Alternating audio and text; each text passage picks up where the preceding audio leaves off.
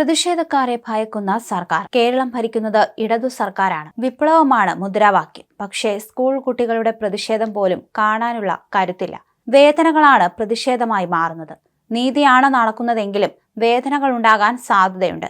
അങ്ങനെ വേദന കാരണം പ്രതിഷേധിക്കുന്നവരുടെ വികാരം കൂടി കേൾക്കേണ്ട സർക്കാരാണ് സ്കൂൾ കലോത്സവത്തിൽ പ്രതിഷേധത്തിന് വിലക്ക് പ്രഖ്യാപിക്കുന്നത്. ഇതിലൂടെ പ്രശ്നരഹിത കലോത്സവം നടത്തിയെന്ന് വരുത്താനാണ് ശ്രമം. പണക്കൊഴുപ്പിൽ പല സ്കൂളുകളും സമ്മാനങ്ങൾ കൊണ്ടുപോകും. ഇതിലെ വേദനയാണ് കലോത്സവ വേദികളിലെ കണ്ണീരുകൾക്ക് കാരണമായി മാറുക. സ്കൂൾ കലോത്സവത്തിലെ അട്ടിമറി കഥകൾ പലപ്പോഴും പുറത്തു വരികയും ചെയ്തിട്ടുണ്ട്.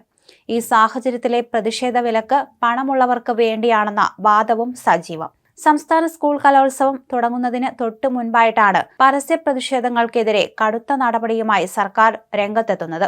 ജില്ലാ കലോത്സവങ്ങളിൽ പലയിടത്തും പരസ്യ പ്രതിഷേധങ്ങൾ ഉണ്ടായതും തീരുമാനത്തിന് കാരണമായി.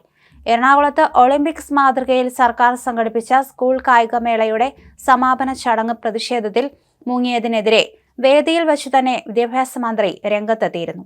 കാലാകാലങ്ങളിൽ ഇത്തരം പ്രതിഷേധങ്ങൾ ഉണ്ടാകാറുണ്ട്. ഇതിനെയെല്ലാം സഹിഷ്ണുതയോടെയാണ് സർക്കാരും വിദ്യാഭ്യാസ വകുപ്പും ഇതുവരെ കണ്ടത്. സമരങ്ങളിലൂടെ വളർന്ന വിദ്യാഭ്യാസ മന്ത്രിയാണ് വി ശിവൻകുട്ടി. പക്ഷേ ശിവൻകുട്ടിക്ക് ഈ കുട്ടി പ്രതിഷേധങ്ങൾ അംഗീകരിക്കാൻ കഴിയുന്നില്ല എന്നതാണ് വസ്തുത.